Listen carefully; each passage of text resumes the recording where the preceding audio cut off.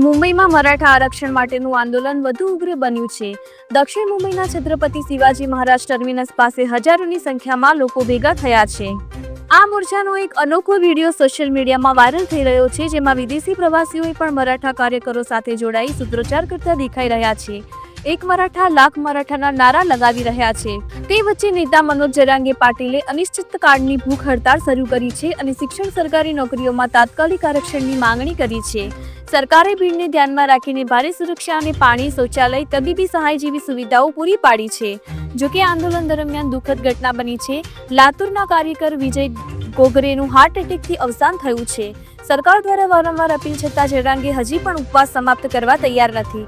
વિરોધનું તીવ્ર સ્વરૂપ હવે સમગ્ર રાજ્યમાં ચર્ચાનો વિષય બન્યું છે। 1 million Maratha. 1 million. Together with me.